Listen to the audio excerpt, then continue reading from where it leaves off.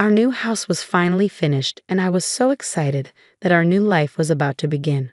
But then my in-laws suddenly showed up. "We're going to live here now, so you need to move your parents out," they said. I was shocked and didn't understand what was happening, so I turned to my husband for help. He sighed and said, "This is how it is. You need to tell your mom and dad." Then my in-laws started moving their things into our house, excited to see the place. I coldly asked, "Do you know whose house this is?" "My name is Sarah, and I'm 35 years old.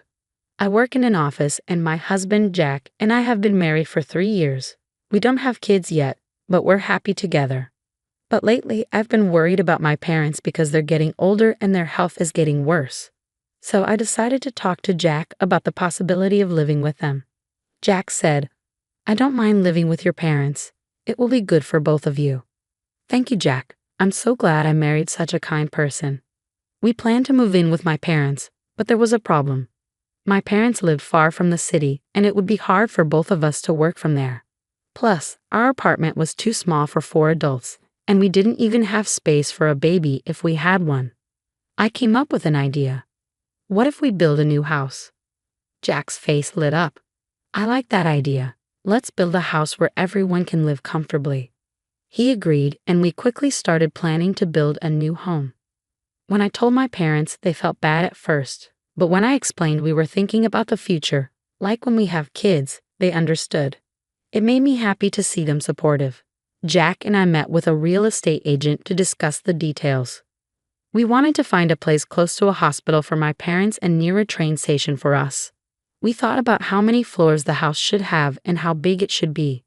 I asked my parents for their opinions, but they were just happy to live with us and left it to me. Jack, however, had many ideas and was very involved, which helped a lot. Every time we agreed on something, I got more excited, knowing we were getting closer to our dream house. After a lot of planning and research, we finally hired a contractor and were ready to start building. Building the house was a lot of work, and because we were both working, it took a long time. We were exhausted, but happy. The house layout was exactly what we wanted, and it felt like a big achievement after all the effort. But even though it was taking a while, we were still excited and looked forward to the day it was finished. Then my in-laws found out we were building a house, and they started calling me all the time. "Sarah, we're coming to visit.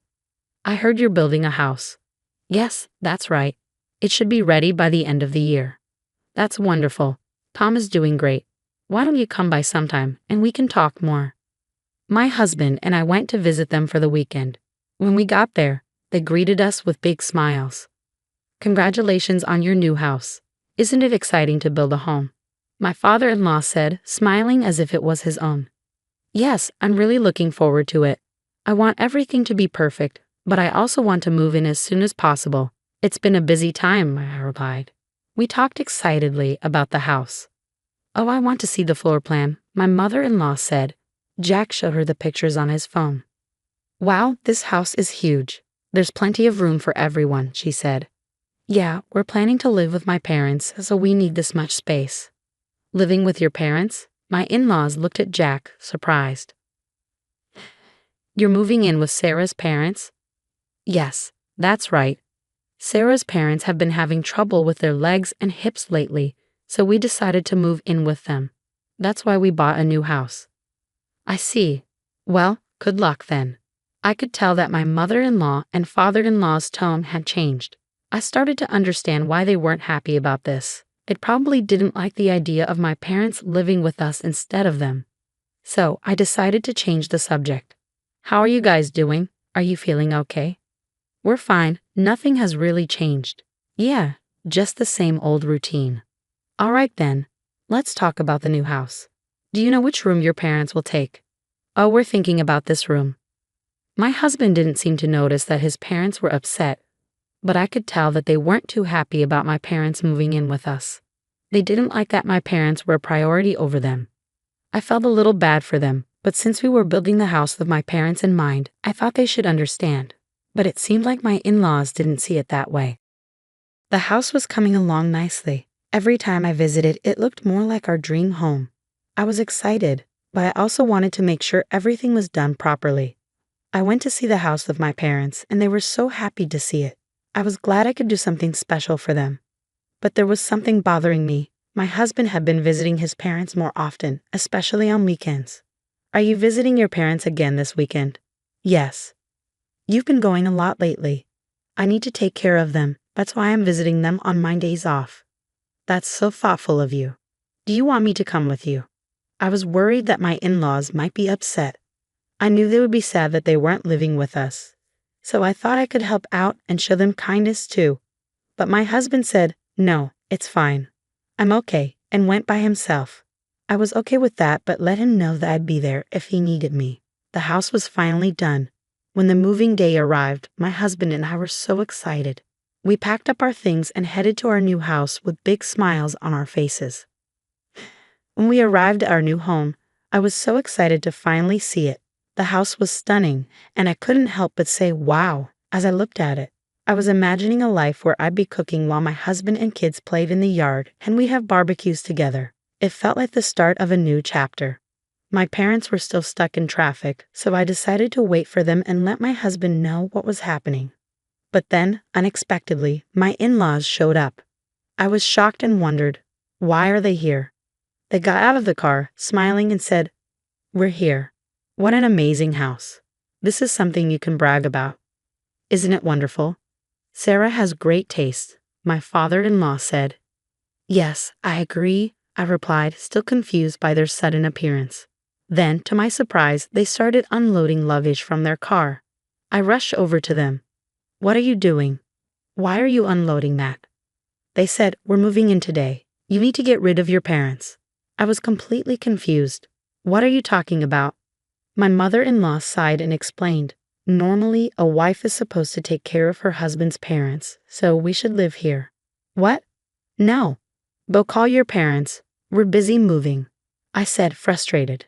I didn't understand, so I turned to my husband for help, but he just sighed and said, that's how it is. You need to talk to your mom and dad. I was shocked. This house was built for my parents to live with us. I can't let you do this, I said, my voice shaky with emotion. He got upset with me. You heard my mom. A wife is supposed to serve her husband's family. Well, think about your parents later. I couldn't believe what I was hearing.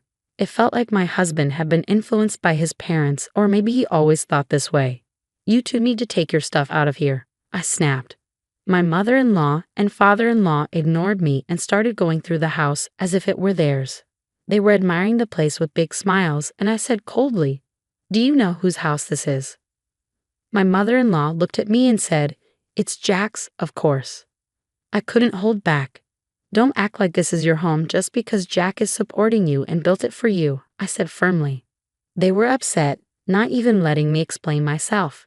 It seemed like my husband hadn't told them about our finances.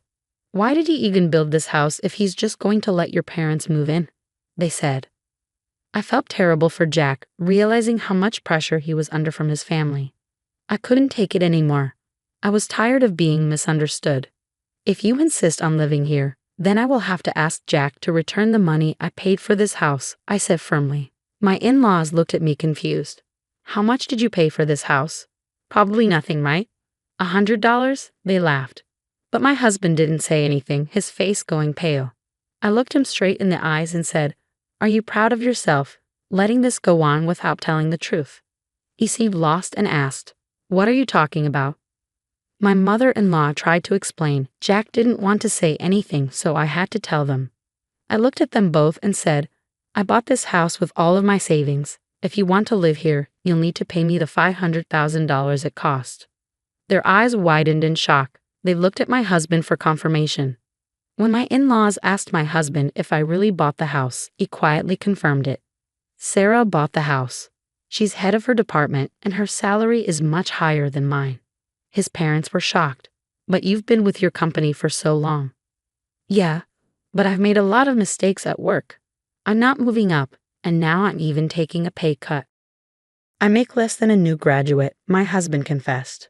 Suddenly, my in-laws switched their tone completely. They started pleading with me. Sarah, we're sorry for everything we said earlier. We were wrong.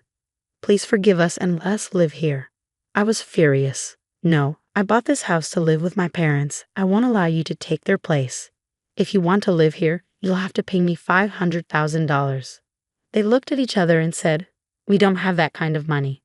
"Then you'll need to leave," I said firmly. "But we sold our house." "If you kick us out, we have nowhere to go," they pleaded. "Rent an apartment then. I'm not letting you stay here. It's impossible for all of us to live under one roof," I said coldly. Then my in-laws began to cry. "We've made mistakes with our investments and are in debt. We sold our house and used our retirement savings to pay it off. We're too old now, and we have nowhere else to turn. We need you." I couldn't believe they were using this sob story. "If you need help, you need to go to your son. I'm not obligated to support strangers." "But we're your in-laws," they argued. "Why won't you help us?" "I'm sorry, but I can't stay married to someone who lets his parents try to take over the house like this. I'm divorcing Jack," I said. Jack panicked. "You can't divorce me," he pleaded. "I want you out of the house now," I replied, standing firm. When he realized I was serious, he started to panic even more. My in-laws tried to beg me again, but I threatened to call the police if they didn't leave. They quickly ran out. Jack stayed calm but sad. "I'm still your husband. I have the right to stay here. If you stay, I'll sue you and have you kicked out," I told him, and he quickly left with his belongings. If his workplace found out about the lawsuit, he would be fired, and he knew that. So he left in a hurry. When my parents arrived, they were shocked to find my husband gone. I explained what had happened, and they were grateful for my decision. They thanked me for standing up for them. It was a relief to have taken control of the situation. I felt glad I got rid of those selfish people before we had kids. After the divorce was finalized, I was living comfortably in our new house with my parents, free from all the drama.